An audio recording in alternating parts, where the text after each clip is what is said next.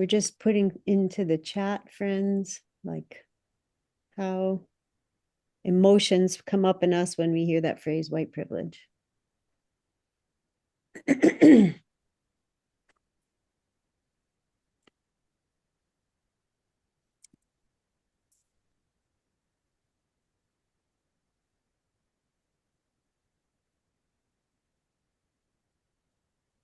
and I don't see anyone in the waiting room, so I feel like we could go ahead. Thank you for all of these: concerned, frustrated, deeply unjust, consciousness, an advantage, worried the white person might get offended because people don't like generalizations, sad, unfair, indignant, aware, uncomfortable, sad, upsetting, racism. I think. Thanks very much. I just a reminder that we are going to record everything that happens in this main room, and that when we do breakout rooms, we won't record what happens in your breakout room. And I'm going to let Angelica take it from here. Yes, thank you, Julie, and welcome again, everyone. Today, February 7th, we commemorate the 100th anniversary of the creation of what would become Black History Month, a time where we focus and celebrate on African American contributions and achievements in this country. Now, to highlight one of these achievements, I chose this photo of little Ruby Bridges, who in 1960 courageously desegregated her grammar school in New Orleans. I chose it mostly because I believe when people think of white privilege, a picture like this comes to mind, and that this extreme type of prejudice just doesn't happen anymore. So with that, we are looking forward to having this conversation with you. Hi, everyone. I'm Lindsay Davis. Thank you so much for letting me join this community today. I teach with Julie at Brookline High School. She invited me to join today to help facilitate the session. I am certainly no expert, very much in progress when it comes to learning about race and racism. I live in Boston. I'm white. And my perspective is that white privilege is absolutely real. A definition that makes sense to me is that it's a set of unearned social, economic, and political advantages that people who are perceived as white have. Oh, Julie, you're on mute. I'm Julie James and I'm on mute. And I'm from Boston. Thanks, Lindsay. And I'm part of the Focolare movement. It's great to see so many returning faces in the conversation. In preparation for this session on white privilege, the racial equity team reviewed the things that were shared by participants in the previous sessions. So we had one on privilege generally, and then like all kinds of privilege, and then one on specifically economic privilege. And we honed in a little bit on race when we talked about that one. If you missed those sessions, maybe today's conversation will spark a desire to go back and watch the recordings of those events on our website in order to learn a little bit of the background context that brings us to today's question, which is, what is white privilege? Is it a real thing? So here's my response to that question. White privilege is the ability to walk into almost every situation being given the benefit of the doubt. No one crosses to the other side of the street when they see me coming. No one follows me when I'm shopping at CVS. No one asks me for help at the grocery store because they assume I work there.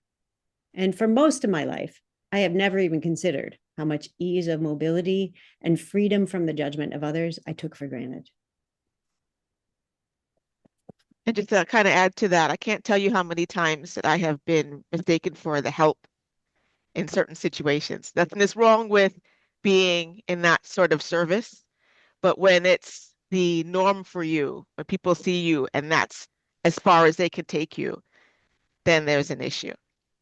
So the racial equity team, we created Courageous Conversations in order to have a space like this where we can dialogue honestly with one another. Some in this group just participated in the week of prayer for Christian unity and shared in the lives of people who worship in a denomination that's not their own. As we know, building unity requires two people. In ecumenical dialogue, the first rule is that each partner needs to know and understand their own tradition. A dialogue can't happen unless both parties have something to bring to the conversation. One of the very difficult realities about courageous conversations about race is that it's very hard to know who you are and what you are like if you match up the dominant norms of your culture. You've probably heard the story of a fish being asked by his fish friend, "Hey, how's the water?" And the fish replies, "What's water?" So here we are, hoping to talk about white privilege. And many white people in our culture would be in the position of the fish. What is white privilege? As I've said before, for most of my life, I couldn't have said what it meant for me to feel white or be white. So maybe if you're also white, you've thought about these things already. But the reality is, every time I have a conversation like this, I learn something new about myself and also about how to love others the way they want to be loved, and about how to leave people free to be who they are and free to discover who they are. I know I have privilege because of my skin color. I've experienced it for my whole life. But it's only really in the last dozen years or so that I've gotten better at seeing it. There's so many things I don't think about because the dominant culture over the centuries was set up for white people to not think about those things. The technical phrase we use for that is mental load. I am free from thinking about or even being aware of a lot of things that others have to think about almost constantly. I mentioned a few already. Here are a couple more. I can do well in a challenging situation without being called a credit to my race. I can criticize our government and talk about how much I fear its policies and behavior without being seen as a cultural outsider. I can be sure that if I need legal or medical help, my race will not work against me. I can worry about racism without being seen as self-interested or self-seeking. The list is long. Answering the opening question about how white privilege can make me feel frustrated. One of the most frustrating aspects of recognizing my white privilege is that I do a fair amount of chipping away at it. I work as a teacher of majority non-white students, and I see many of them becoming empowered young people. I volunteer, I share my financial resources, I write letters, I join community action campaigns, I try to lift up the voices of others who are being silenced when I notice it. And I do see the differences those things make in the moment. But even all those cases where I've tried to level a playing field or use my privilege in a way that puts someone else first, I still somehow wind up with a ton of privilege. It's not an unfamiliar story for those of us who identify as white. You all know what I mean when I say the more you give away, the more the hundredfold returns. In the context of the systemic racism around me, it's frustrating to me that the system seems so unaffected by my local and personal choices. Many of you were with us when we unpacked the invisible knapsack that Angelica carries around with her every day. The false narratives that were created over years of intentional segregation are so deep in our country about African American poverty being an indicator of low morals, about African Americans only wanting a handout, about African Americans being more likely to commit a crime, that Angelica and the vast majority of African Americans, as well as other non-white folks in our country, carry that knapsack, even though they fit none of those characteristics. My knapsack is completely empty. And it can be frustrating that no matter how much I try to make change, nothing seems to change about who has the advantage and who is carrying the knapsack. And then I catch myself thinking, well, Julie, here you are with a ton of privilege, and now you feel sorry for yourself because you can't give it away more efficiently. That's white privilege. So as we continue the conversation, I want to call to mind, Jesus Forsaken has many disguises, and we need to first learn how to see him in ourselves and in others if we hope to love him even a little. And really, we need to be ready to make mistakes, like to say the wrong things, for example, and to start again if we want to love one another. I'm going to introduce the conversation norms, but I did just see a request in the chat to put the link to the PowerPoint in the chat, so that folks can follow the conversation. Can we do that too? I can do it, Paul. Okay, great. So some conversation norms for us today. If we can agree to stay observant towards how we're showing up physically and emotionally during conversations, it'll help us take care of ourselves and each other. So noticing if your shoulders are rising or having any body tension, and then doing something about it, taking a breath, maybe having some tea, stretching can help us stay regulated when conversations can be challenging. Even at our best, we're all practicing the art of listening and sharing our experiences. So, the second norm, I will try to step into and out of the conversation with honesty and vulnerability. We want to make sure that there's a healthy balance to create meaningful dialogue. So, just as much as you share, we also want to listen. So, we're going to step into our first small group share. The prompt for white folks is, where do I notice white privilege in myself?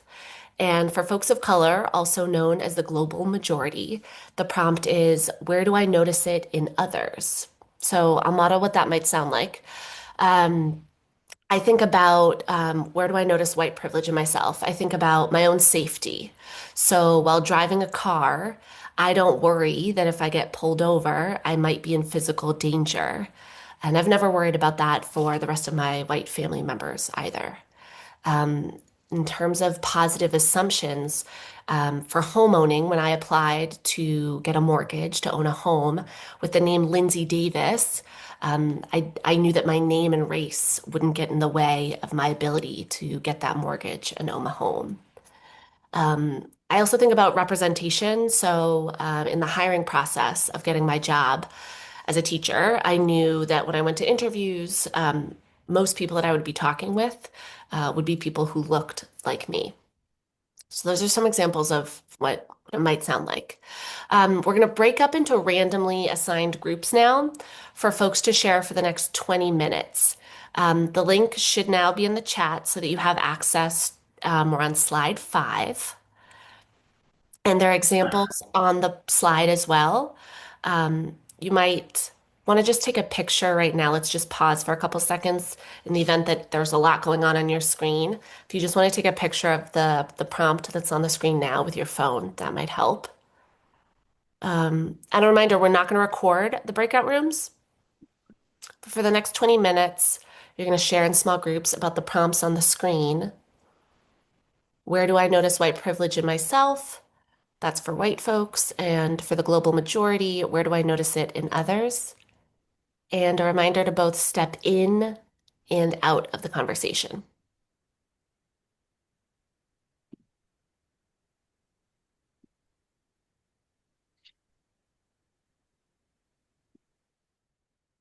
We just have, maybe 10-ish minutes to share out here. And as you can see, the prompt is pretty straightforward. Just something you heard in your group that made you go, something that you're still thinking about that you hadn't considered before. And it's helpful to us if you can use the raise your hand button. It's between the little heart that says react and the share that probably is green on the bottom. So if you raise your hand, it will bring you to the top of the screen for us, and we can help you like unmute and call on people. And so and also feel free to raise a question. You don't have to be, spouting wisdom. We're all in here learning. So if it's just a question or you just want to share how you felt trying to talk about those things, that's good too.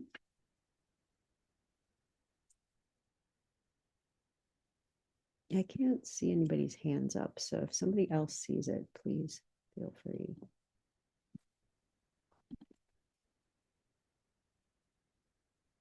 Or if you can't figure out how to raise your hand on the thing, just raise it in real life. Thanks. Okay, so now I see Vivette, I see Damiana. Good. So Vivette, can you want to go? Yeah, sure. A common theme in our group was, where it's a great suffering, what's going on currently in our country. More and more, there's the just it's really what's going on highlights white privilege and how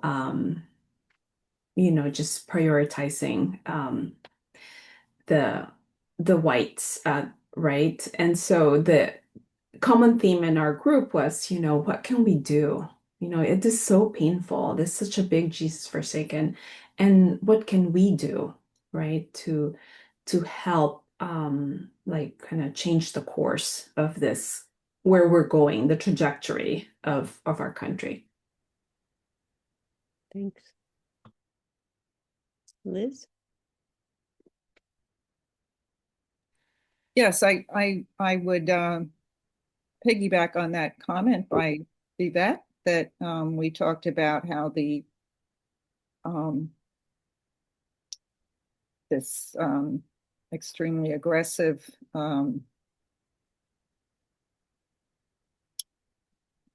deportation effort is very troubling because it seems like kind of like a state-sanctioned form of racism that has taken off and become almost like invasive, and how troubling that is to see that happening.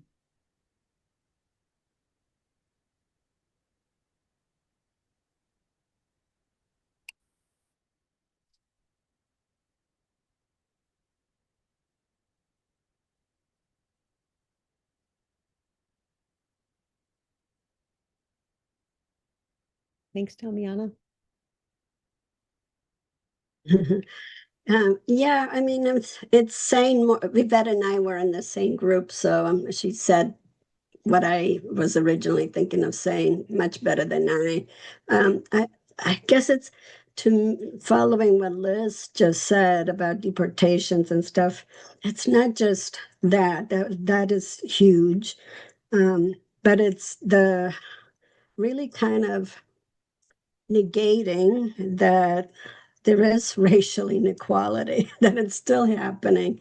It's like, no, that's not true. No, we're all the same. And in fact, the whites are the ones that are being looked down upon, so we're going to get rid of anything that limits, or maybe elevates someone else as opposed to white people. It seems to me that that's the trend that we're that we're living right now, and it's so difficult, whether it's I wouldn't be surprised if in another year Black Month history is canceled. You know what I mean? It's just so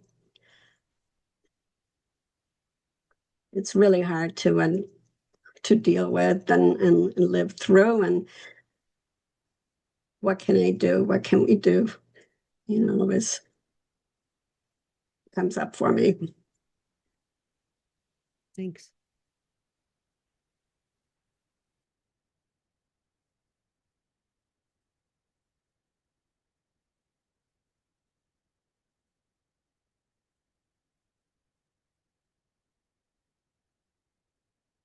Thanks, Janice.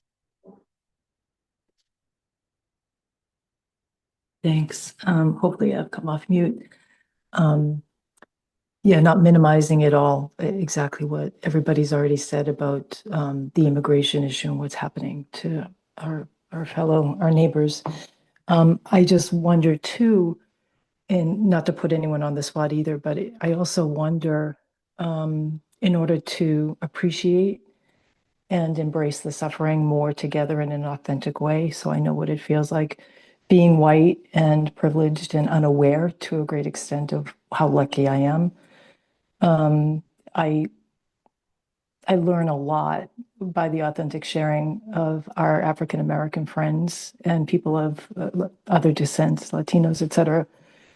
And so I just wonder too, is if what's happening in the country, I know for me, I feel like we were making some progress, and this being a great example of it since 2020. And like Dee said, I wouldn't be surprised at all. I thought last year even that or one other year that it was recommended that we don't acknowledge Black History Month again. But I don't know I wonder for our African American citizens, it's kind of a separate issue, but does it make the white privilege worse watching what's going on? Because I want to carry that appreciation too, if you will. Thanks.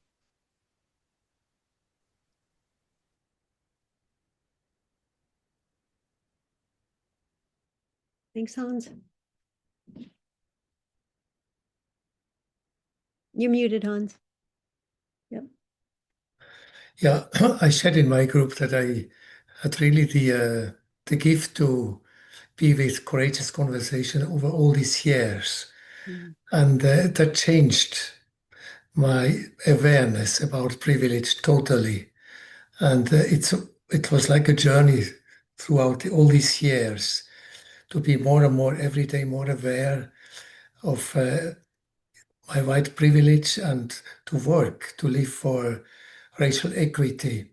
But what I'm suffering is that how few white people are aware of this situation, and I'm always asking myself what we can do more to help among the white people to improve the awareness and to be more engaged in working for racial equity.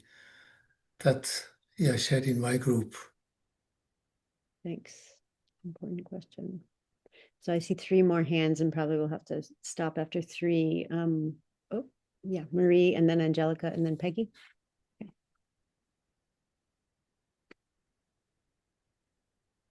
Hang on. Okay, this is just a quick comment because when we first started talking about this white privilege thing, I had to think about what it meant, and I thought of it in the historical context. I didn't think of like where I had to do it. And I started hearing the others' experiences and saying, oh, we were, whites were always guaranteed all these things growing up, don't you think? And I thought to myself, oh, they were not all the things I was guaranteed. I had to try earn a lot of these things. And I thought to myself, maybe that's what's being used now to be divisive. They're trying to say somebody else is getting there before you. And maybe that's why some white people feel like they're suddenly the victims. And I'm like, I could get that, and I thought, but it shouldn't be posed and they're taking it and you're not getting it, and that's what I think is fueling the racism that's coming out now, because I remember thinking, yeah, I felt like I had to earn half the stuff that I did. Anyway, that's it. It's a little indirect plug for people who didn't see our one on economic privilege. Go back and watch what that imaginary fixed pie that means if someone gets it, someone else doesn't. Like we sort of unpacked that in that workshop. Thanks for bringing it up, Marie. Angelica? Let Peggy go. Oh, okay, Peggy. So just to kind of follow with what Janice was saying about how it felt like we were making progress.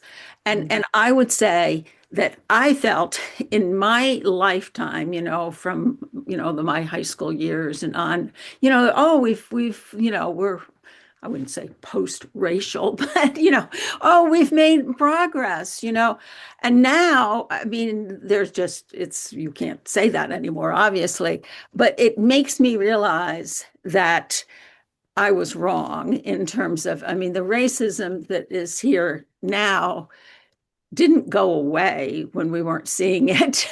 I, because of my white privilege, could think that, oh, people aren't racist anymore. There may be some, but, that's not, there's just some bad people. And so I think I have to realize that, I was just completely wrong, that it's just a huge undercurrent in our society.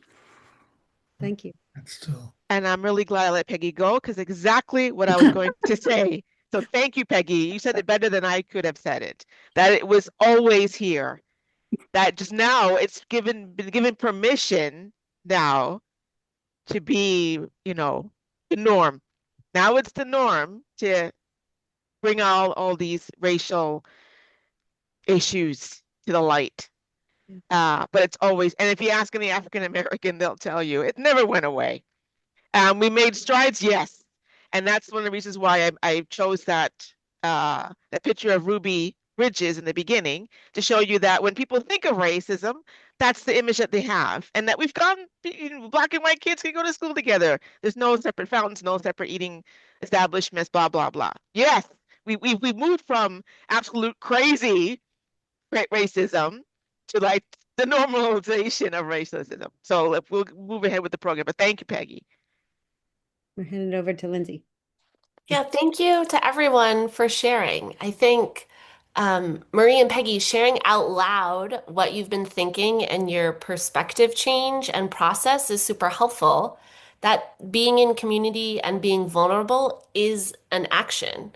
And I heard a real desire for action among the group. And I also heard and saw Damiana take that breath with a hand on her heart. And I appreciated you modeling kind of that self-regulation. And the desire to hear authentic voices from the global majority totally leads us into our next activity. So we're going to listen to and watch a video by Dr. Bettina L. Love, who is a professor at Columbia University.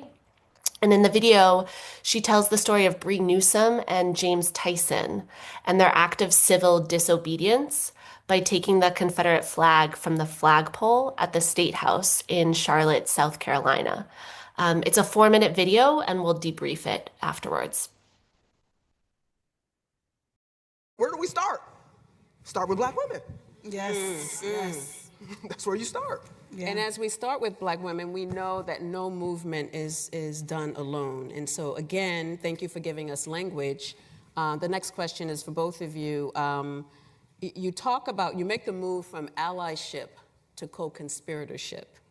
So the question I want you to sit with is, can you identify, once Dr. Love gives us a definition, can you identify a co-conspirator that you've had in your work? And can you break down for us this difference between an ally and a co-conspirator? Yeah, so I bet you can. So, you know, the book is about like this idea of abolitionist teaching, right? And so, shout out to upstate New York. I'm from upstate New York. You know, we don't like New Yorkers, but that's okay. You know, 'cause when you're from upstate New York, like, where are you from? You know, I'm from upstate. Queens? No. Brooklyn? No. Albany? No, I'm from upstate New York, Rochester, New York, 90 miles from Canada, right? And so, you know, so we had abolitionists in upstate New York. That's where I grew up. And the one thing about an abolitionist had to be a co-conspirator. I mean, I want y'all for a second to just think about the Underground Railroad. The Underground Railroad freed over 100,000 enslaved Africans and Black folks, right? Think about this. There was no Twitter. There was no Facebook. There was no Instagram. This was all off trust and love of each other. And to say that this system of racism and bondage, no more. Yeah. We did that. It was everyday people. Farmers, bankers, doctors, teachers, nurses, all ethnicities. We did that as a country. Someone came to your door, gave you a code, you just had to trust them. And so I wanted to bring that back. What would it mean for us in 2019 to think about what it would mean to be an abolitionist and to be a co-conspirator? And in the book, I use James Tyson. Now, many people are not familiar with who James Tyson is. You know Bree Newsome. Bree Newsome was the young Black woman who took that Confederate flag down in South Carolina 8 days after Dylann Roof went into the AME church. And I tell the story in the book because I think this is an important story because Bree Newsome and James Tyson did not know each other. There were some folks who got together and said, that flag is coming down. They said, and a Black woman's gonna take it down. They taught Bree how to climb. They had Bree's bail money ready. And that morning, Bree Newsome and James Tyson were at an IHOP. They got the word come take the flag down. Bree Newsom climbs up on the pole to take the flag down. Now, this is where the difference between an ally and a co-conspirator is. James Tyson, now there's a gate for the flagpole. James Tyson isn't standing like outside the gate. Okay, like, Bree, they coming, Bree. Hey, Bree. No, James Tyson, he is inside. And then the police say, you know what? We can get her down. Tase the pole. James Tyson, because he wasn't here, he was here, said, okay. He put his hand on the pole. That white man at that moment understood why he was there. He put his hand on the pole, and he knew that the police would not tase that pole with a white man, healthy white man, right there. He saved her life. That's what it means to be an ally. You can stand out there, and allies know all the language. They read all the books. They come to the meeting with all the terms. Right? They read the report before you read the report.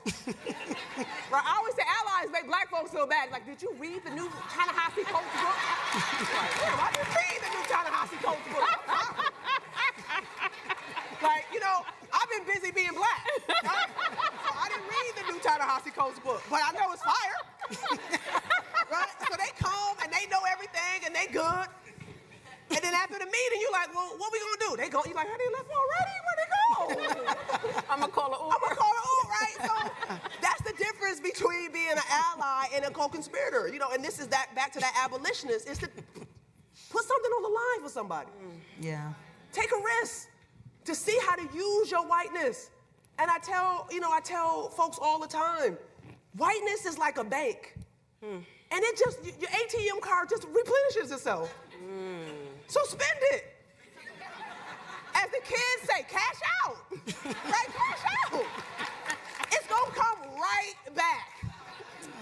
And so to be a co-conspirator, I try to write in the book, is to take risks for somebody. To put something on the line, but to use it in a way in which where you're using your privilege. Yes. Use it. And I'm not just talking about white folks, I'm talking about cisgender folks. Use it for trans folks, like use it for queer folks. Like put something on the line, take a risk. It doesn't have to be small risk, big risk. James Tyson simply said here, put his hand on the pole. That's it. And that's what we are talking about with co-conspirators. Allies, they know everything, they can say, they can talk it. But when it's time, they're not there. And if they're there, they're looking at you like, you going? Oh, you going. You go on the front lines, right? Black folks and brown folks, we don't want to fight racism. The Creator did not put me here to fight racism. Yeah. If you believe that, that's racist. I should be here and be in my full life and be my full self and my full human. Yes. But I gotta fight what y'all created. So they gotta come to the table with something more than just, I read the new book. Right. Right? Take a risk. So having heard that definition,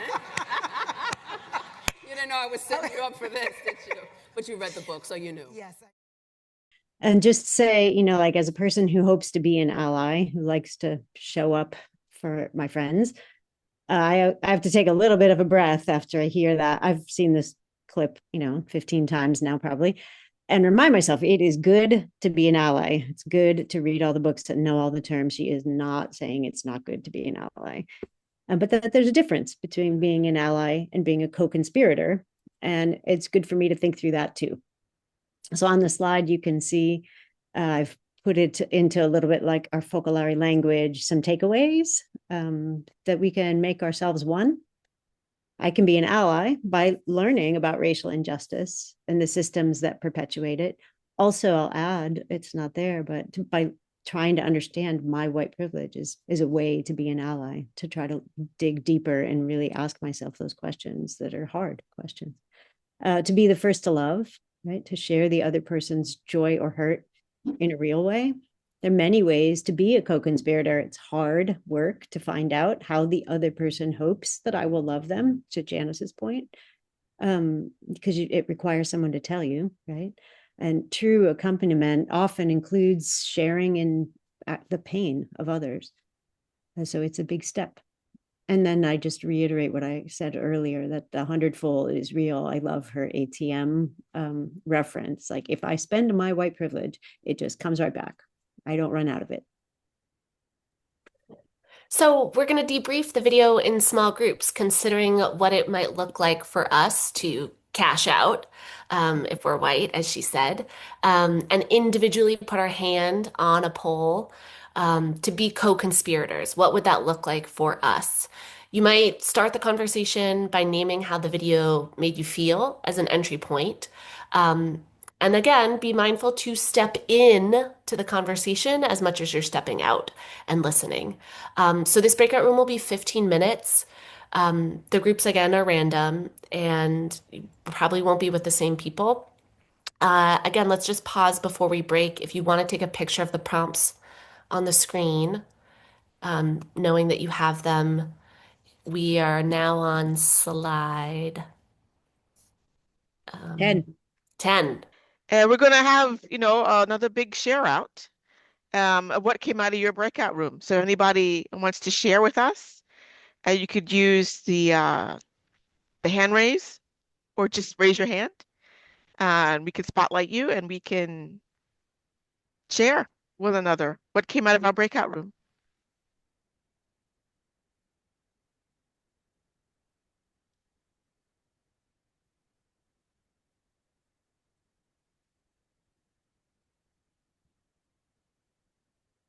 Janice. Thanks, Angelica. Someone in our breakout room shared that they took a step to write an email to the White House asking for an apology for the racist abomination of yesterday's meme. And I was so appreciative that they shared that, because given the circumstances in the country and the fear mongering and actually, quite frankly, feeling afraid, and I'm not someone prone to that. I'm going to hang up the phone after we're done and do the same and ask for an apology. I feel like an apology is like so, not even a tip of the iceberg. Like, it's so little to ask. And there's just, it's just no words, but I just so appreciated that sharing, because it brought out something in me that was like, that would really be like touching the pole, like, for all the consequences that could come from that. And am I ready to give my life in that way? And so the sharing really generated my commitment to move forward with that, at least that. Thank you, Janice. I'm actually going to throw somebody under the bus, Margaret, because I like what she shared in our group. And also where sometimes we think of, what is this huge thing I have to do? What is the way that I could put my hand on the pole? And sometimes it's just listening to somebody, and from that conversation, then coming up with a way that you can also be a co-conspirator. And Margaret shared a story that I think kind of plays into that. So if she doesn't mind sharing her story. Oh, I just kind of shared about my high school best friend. We're very, very close still all these years. And she lives in New Jersey. And she, is a person of color, I guess you would say, right? Her parents are from the West Indies. But anyway, yeah. So I guess we're very close and we share a lot. And then, like, about some time ago, a little while ago, she called and she was very desolate because her dog died. And so anyway, when we were talking and everything, and one of her biggest concerns in that moment, and it was like an experience of also trying to live the spirituality, right, to try to love her. And I understood that the biggest concern that she had was trying to bury her dog, because she said that if she were to start digging in her backyard, the neighbors would just be like totally on her, and maybe even report that, call the police and everything like that. And she said, she goes, because Margaret, it's obvious if it were you, it would be different, but even more, I have so much against me. And I understood like exactly what she was, and like I really, it was big suffering, you know, to think that, wow, you know, like I know someone else who, you know, some time ago, and then just had this little ceremony in their backyard. It was no problem, you know, and so it was. I felt like, yeah, also how living the ideal helps you to prompt you, right? Like, what can I do? And it was like, well, you know, maybe I can get my nephew who lives in Pennsylvania, who's really strong, right? So I can call him and he can come over, you know, and I can ask him to dig for you, and you know, and she was like so grateful that I could even think, and she's like, well, no, let me try to figure out first. Maybe I can figure out with my family, my relatives, but I'll let you know. I'll be in touch with you. But I felt like this, yeah, that was just this experience of like, yeah, wanting to do something, like not so much to like, I don't know how to say, but to accompany her and to try to make it easier for her, you know. So Thank you, Margaret.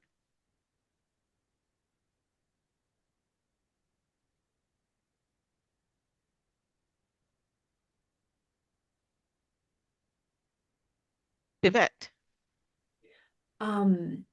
In our group, we talked about, and Christina and I immediately thought about Minneapolis when the question of co-conspirator came up, and we were just wondering, you know, that about the risks involved now to be a co-conspirator, and yes, the desire to be a co-conspirator, but it could be very risky, right? Depending on the context. And you know, I shared that there's an Episcopalian bishop who actually talked about in this day and age, it's a new era of martyrdom. It's a different kind of martyrdom now to speak up. Yeah, it calls for a lot of courage. Yeah, so we reflected on that. Thank you, Vivette. And also something I mentioned in our group is that it doesn't have to be a protest. You don't have to be out there marching. There's different ways, and we also in the movement we learned there's different ways to put your life on the line for the other person.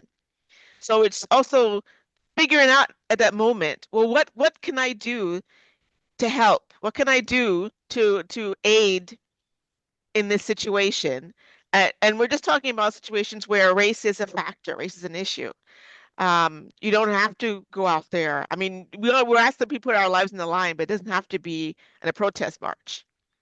It's just that to be aware, to be open to whatever situation that's in front of you, and then to take some action on it. Oh, Lindsay. Sorry, I couldn't actually figure out how to raise my hand. Did I cut you off, Angelica? No, no. Oh, okay. Yeah, I was going to add, in our group, we were talking about how there's physical risk, like putting your hand on the pole, but there's also emotional sacrifice, which it sounds like listening to someone, you know, like giving your emotion and sharing is an emotional sacrifice. And then our group was also talking about social sacrifice. So the act of bringing up the awkward, hard thing, especially like for me, I'm in a group of all white people, oftentimes at work. And if I just bring up and name the awkward thing of like, how come it's only white folks in this space? Or how come that like social risk is also valuable. So someone in our group was saying that like, yeah, in their workplace, based on like hiring, they were gonna bring up the conversation about like, let's think about the racial composition of our group, and that there's that social sacrifice that is super valuable. Yeah. Thank you. I think we could take one more person if anybody else has anything else they want to share that came out of their conversations.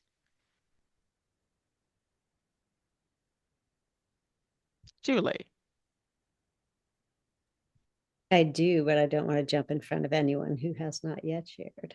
I'm going to give a 10-second pause just in case someone else wants to raise their hand.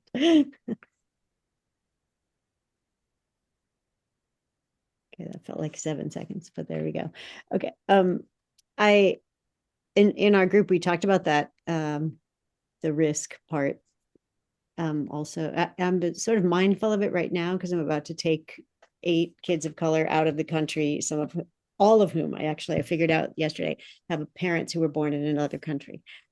And so like the conversation is then, okay, on the way back, if someone gets stopped and has to stay at the airport, who stays with the kid, who goes with the other kids, how do we do that? And that is not a question I had to ask myself 1 year ago. So that is a new reality of sort of thinking about how are we going to put our hand on the pole in that moment. And literally among those answers were make sure all the kids take off Facebook from their phones or Instagram from their phones, anywhere where they might have posted anything negative about the current politics, basically. And certain accesses to your phone, remove those so that no one can actually open it. I thought, wow, this is a scary moment for anyone traveling in or out of the country, but particularly anyone who has international folk in their family. But then we also talked about financial risk, to use the phrase that Lindsay used, that you could really, if you want to really make a commitment to support the Black-owned businesses in your neighborhood, thanks, I would say, to a lot of what happened in 2020, but also before that, just generally growing out of the Black Lives Matter movement, it became easy to find those places. I can Google Black-owned businesses in Brookline, where my nearest neighborhood, or in Newton or in Boston, and I can find them. And then what it means is I have to be willing to like drive to them if they aren't in my neighborhood to support them. So I'm risking my time. I'm, might have to pay more because of the wherever it is. It's a smaller business, so it's harder for me to get deals there or whatever. So those are just things that I think about. Like, do I do enough of that in my daily choices, or am I just doing what's easy, what's most convenient to get me through the day so I can get a good night of sleep?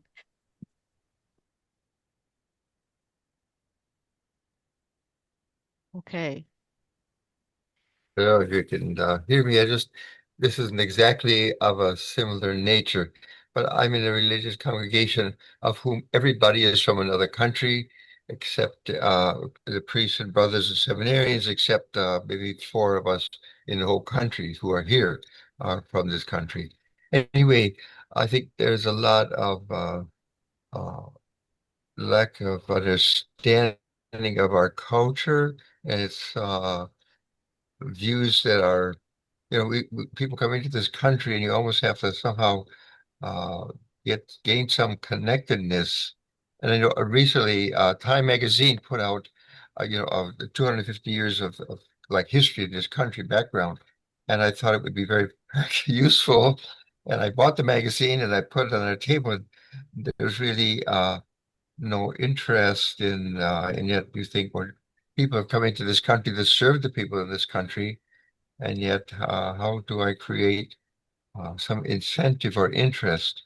And there are issues, obviously, here that people come into the country, they're not aware of the issues and maybe don't perceive the problems of those issues. So I'm just searching out to find out a way that I can maybe better communicate a way of acquainting the people from the other country with our culture and not either the positive things, but also the challenges that we're faced with.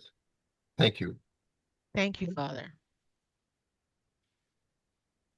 I think that with that, we'll go to our last takeaway. So just to end with, if you were to tell someone about what you did today, what's the one sentence you would share? We would love for folks to put that in the chat to save that for a future meeting, that we could use some of that, the final takeaways. And if you're feeling extra brave and you haven't come out and spoken in the full group, you could also come off your mic to share. But at the least, the mild option, what's the takeaway that you're coming out of this meeting from, we'll give folks a minute to just pop that into the chat. Or if you haven't heard your voice in the large group and you would like to share out, this would be a time to be brave.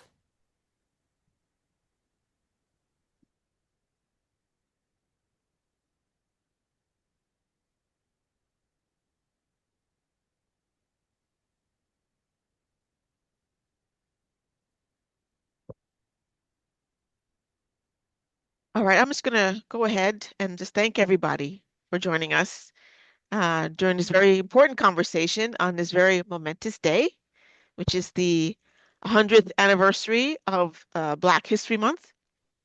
As usual, we want to always keep the conversation going, so we're going to keep the call open for a little while longer, and you're welcome to stay and chat a little bit more. We're also going to put a link to our website where you can sign up for our newsletter or even watch previous recordings of our other events, other privilege events, and other previous events that we had. And also, if you're interested, if you really want to try your hand at being an active ally or a co-conspirator, being that it is Black History Month, feel free to find out what activities are happening in your area and join them. And that's pretty much it for us. As I said, the chat will stay open. And we're going to be sending out the link to this recording at a later date. And that's pretty much it. And it is thank you again for joining us. And we will hopefully be talking to you again soon. Yep. Thanks again. Thank you, everyone. Thank you. Thank you.